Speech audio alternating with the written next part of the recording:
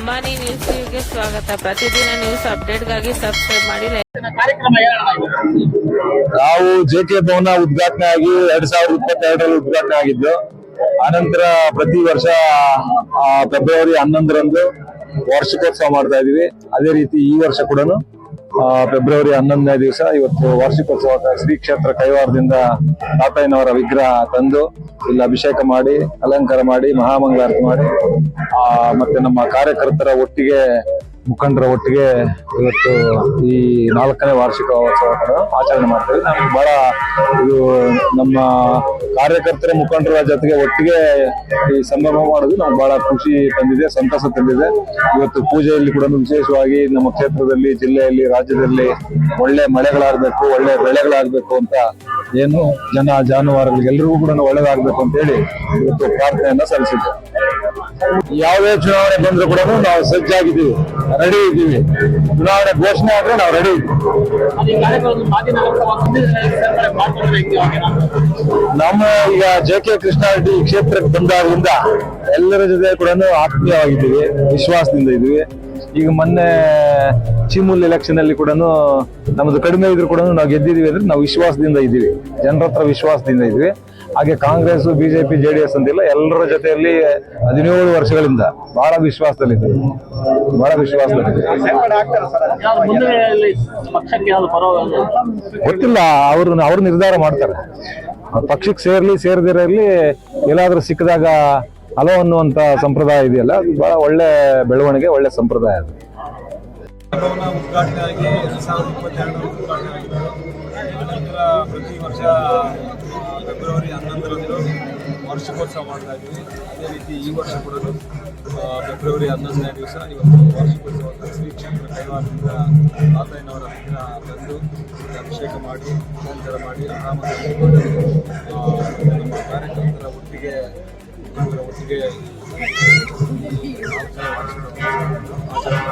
ಬಹಳ ನಮ್ಮ ಕಾರ್ಯಕರ್ತರ ಮುಖಂಡರ ಜೊತೆಗೆ ಒಟ್ಟಿಗೆ ಸಂಭ್ರಮ ಮಾಡೋದು ಬಹಳ ಖುಷಿ ತಂದಿದೆ, ಸಂತಸ ತಂದಿದೆ. ಮತ್ತು ಪೂಜೆಯಲ್ಲಿ ಕೂಡ ವಿಶೇಷವಾಗಿ ನಮ್ಮ ಕ್ಷೇತ್ರದಲ್ಲಿ, ಜಿಲ್ಲೆಯಲ್ಲಿ, ರಾಜ್ಯದಲ್ಲಿ ಒಳ್ಳೆಯ ಬೆಳೆಗಳಾಗಬೇಕು ಅಂತ ಏನು ಜಾನುವಾರುಗಳಿಗೆ ಒಳ್ಳೆಯದಾಗಬೇಕು ಪ್ರಾರ್ಥನೆಯನ್ನು ಸಲ್ಲಿಸಿದೆ.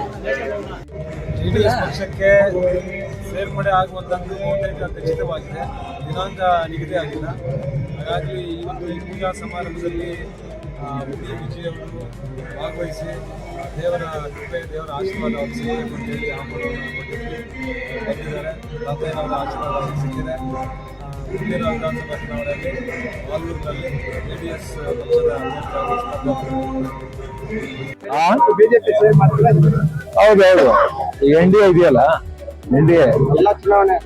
ಎಲ್ಲಾ ಚುನಾವಣೆ NDA ಜೊತೆಯಲ್ಲೇ ಹೋಗೋದು. ಅದು ಸ್ಥಳೀಯ ಚುನಾವಣೆ ಇರಲಿ, ಮುಂದೆ ಇನ್ನು 2 ವರ್ಷಕ್ಕೆ ಬರ್ತಕ್ಕಂಥ ವಿಧಾನಸಭಾ ಚುನಾವಣೆ ಇರಲಿ, ಇನ್ನು 3 ವರ್ಷಕ್ಕೆ ಬರ್ತಕ್ಕಂಥ ಲೋಕಸಭಾ ಇರಲಿ, ಎಲ್ಲ NDA ಜೊತೆಯಲ್ಲೇ ಹೋಗೋದು.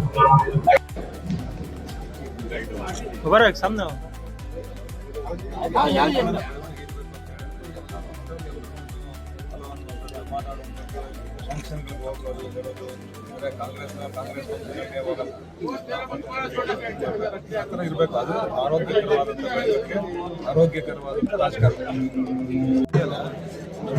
ಎಲ್ಲ ಚುನಾವಣೆ NDA ಜೊತೆಗೆ ಹೋಗ್ಬೇಕು. ಸ್ಥಳೀಯ ಚುನಾವಣೆ ಇರಲಿ, 2 ವರ್ಷಕ್ಕೆ ಬರ್ತಕ್ಕಂಥ ವಿಧಾನಸಭಾ ಚುನಾವಣೆ ಇರಲಿ, 3 ವರ್ಷಕ್ಕೆ ಬರ್ತಕ್ಕಂಥ ಲೋಕಸಭಾ ಇರಲಿ, ಎಲ್ಲ NDA ಜೊತೆಗೆ ಹೋಗ್ಬೇಕು. ನಗರಸಭೆ ಚುನಾವಣೆ ಜೆ.ಕೆ. ಕೃಷ್ಣಾರೆಡ್ಡಿ ಈ ಕ್ಷೇತ್ರಕ್ಕೆ ಬಂದಾಗಲಿಂದ ಎಲ್ಲರ ಜೊತೆ ಕೂಡ ಆತ್ಮೀಯವಾಗಿದ್ದೀವಿ, ವಿಶ್ವಾಸದಿಂದ ಇದ್ದೀವಿ.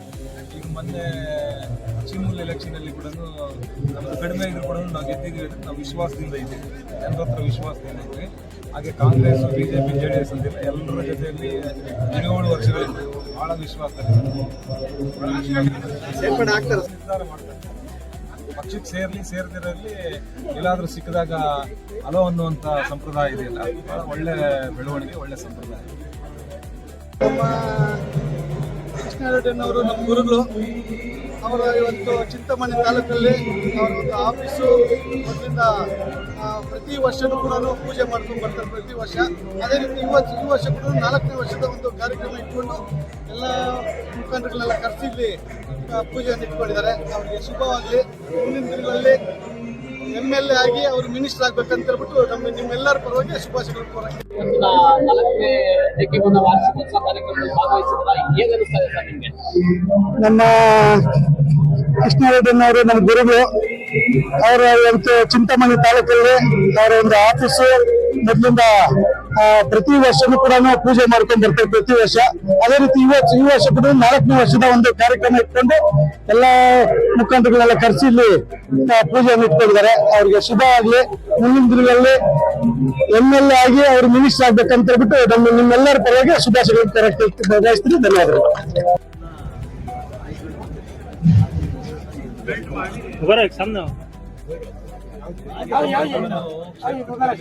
ಆರೋಗ್ಯಕರವಾದಂತಹ ಬೆಳವಣಿಗೆ ಇರಬೇಕು ಅಂತ ಹೇಳಿ ಫಂಕ್ಷನ್ಗಳಿಗೆ ಹೋಗೋದು ಬರೋದು, ಅಂದ್ರೆ ಕಾಂಗ್ರೆಸ್ ಇರಬೇಕು. ಅದು ಆರೋಗ್ಯಕರವಾದಂತಹ ಬೆಳವಣಿಗೆ, ಆರೋಗ್ಯಕರವಾದಂತಹ ರಾಜಕಾರಣ.